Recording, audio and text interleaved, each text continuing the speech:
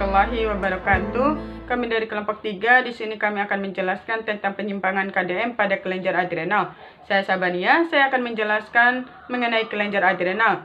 Untuk penjelasan mengenai penyimpangan KDM-nya akan dijelaskan oleh rekan saya. Baik, kelenjar adrenal termasuk pada bagian sistem endokrin. Sistem endokrin adalah suatu sistem kontrol kelenjar tanpa saluran atau nukleus yang menghasilkan hormon yang tersirkulasi di tubuh melalui aliran darah untuk mempengaruhi organ-organ lain. Kelenjar adrenal terletak pada kutub superior kedua ginjal. Kelenjar ini berbentuk seperti bola atau topi yang terdiri dari dua bagian. Bagian luar disebut korteks adrenal dan bagian dalam disebut medula adrenal. Pada bagian korteks adrenal terdiri dari 3 lapisan atau zona.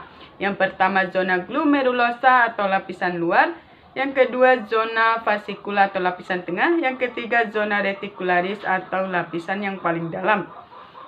Korteks adrenal menghasilkan sejumlah hormon adrenokorteks yang semuanya adalah steroid. Salah satunya adalah hormon mineralokortikoid atau aldosteron yang berfungsi untuk mempengaruhi keseimbangan cairan atau elektrolit, khususnya keseimbangan natrium dan kalium. Pada bagian medula adrenal sebenarnya adalah suatu bagian modifikasi dari sistem saraf simpatis, yang jalur simpatis terdiri dari 2 neuron. Dalam rangkaian, satu neuron praganglion berasal dari sistem saraf pusat, yang serat akson berakhir di neuron pascaganglion yang terletak di perifer. Medula adrenal menghasilkan hormon epinefrin dan norepinefrin yang berfungsi untuk mempengaruhi denyut jantung, mengatur kekebalan tubuh, dan mengatur kadar gula dalam darah. Mungkin sekian dari saya dan akan dilanjutkan oleh rekan saya. Assalamualaikum warahmatullahi wabarakatuh. Perkenalkan, nama saya Rika Putri. Saya berasal dari kelompok 3 keperawatan A4.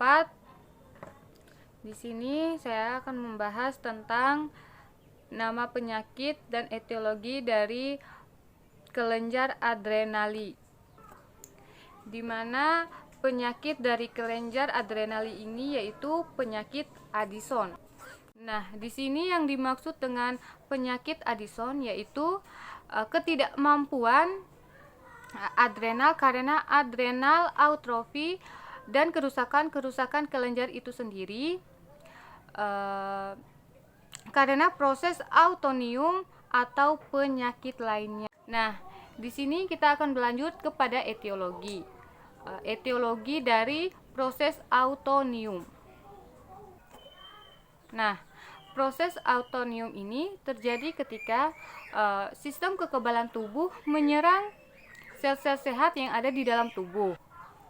Padahal sistem kekebalan tubuh ini sebenarnya seharusnya menjadi benteng untuk tubuh kita, untuk melindungi tubuh kita agar tidak mudahnya virus atau bakteri masuk ke dalam tubuh kita ini. Nah, tuberkulosis ini biasa dikenal sebagai TB atau penyakit paru-paru yang disebabkan oleh kuman. Nah, yang selanjutnya yaitu bahan-bahan kimia. Nah, bahan-bahan kimianya di sini ada aseton, bazena, etanol, amonia, dan teloena. Yang selanjutnya yaitu pendarahan. Yang dimaksud dengan pendarahan yaitu keluarnya darah dari pembuluh darah baik dari dalam maupun dari luar. Nah, itu sekian dari penjelasan saya tentang penyakit dan etiologi dari kelenjar adrenali. Lebih dan kurangnya saya mohon maaf. Wabillahi taufiq wal hidayah. Wassalamualaikum warahmatullahi wabarakatuh. Assalamualaikum warahmatullahi wabarakatuh. Perkenalkan, saya Siva Ramadanti. Saya akan menjelaskan tentang manifestasi klinis penyakit Addison. Sebelum saya menjelaskan tentang manifestasi klinis penyakit Addison, saya akan menjelaskan terlebih dahulu apa sih itu penyakit Addison. Penyakit Addison adalah penyakit yang terjadi karena fungsi korteks tidak adekuat untuk memenuhi kebutuhan pasien akan hormon-hormon korteks adrenal. Langsung saja saya masuk pada penjelasan mengenai manifestasi klinis penyakit Addison. Ada 4 gejala penyakit Addison. Yang pertama yaitu gejala yang berhubungan dengan kekurangan kortisol. Korteks adrenal mempengaruhi infusiensi kortisol yang menyebabkan hilangnya gluconeogenesis.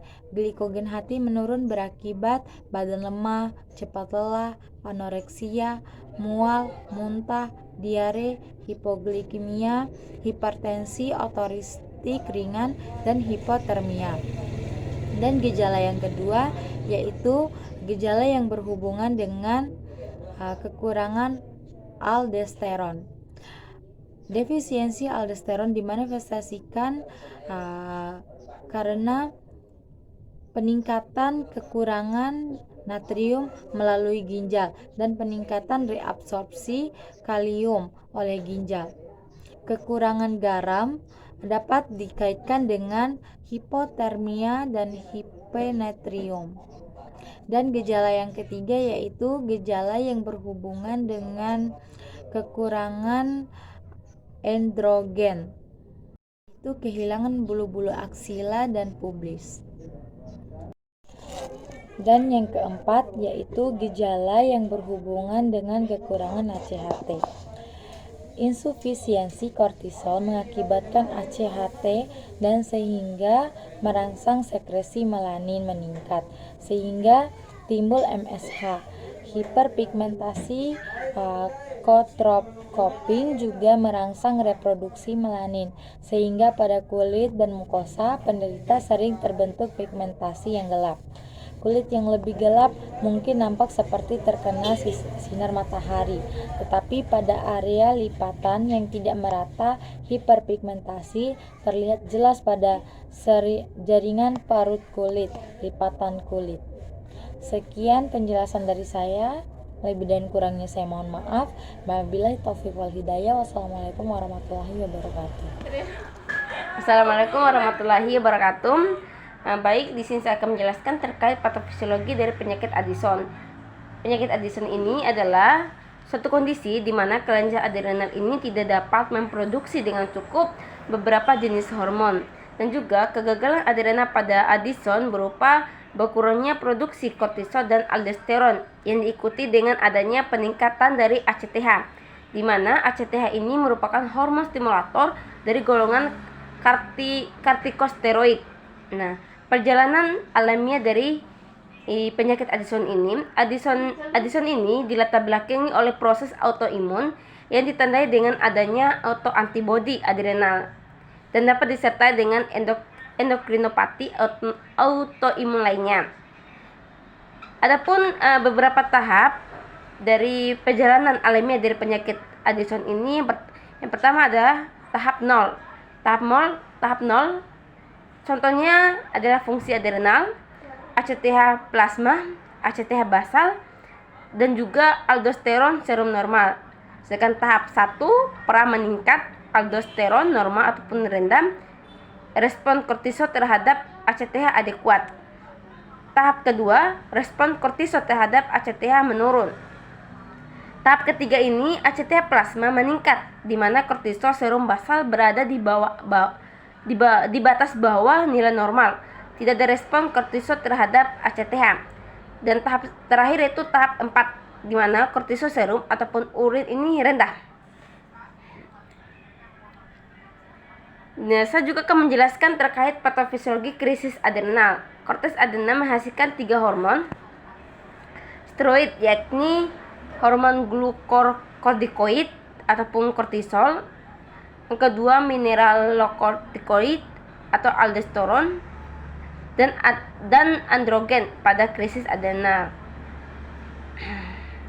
Selain itu juga kortisol ini memicu gluconeogenesis, di mana menginduksi sekresi insulin untuk menurunkan sensitivitas insulin, memiliki efek antiinflamasi dan memfasilitasi klearensi cairan, serta menekan adanya sintesis pada ACTH. Mungkin itu saja yang bisa saya jelaskan terkait patofisiologi dari penyakit Addison ini. Sekian dan terima kasih. Bismillahirrahmanirrahim. Assalamualaikum warahmatullahi wabarakatuh. Nama saya Ilman Nafi Esa Putra Di sini saya akan melanjutkan pembacaan dari teman saya. Yang G, pemeriksaan penunjang.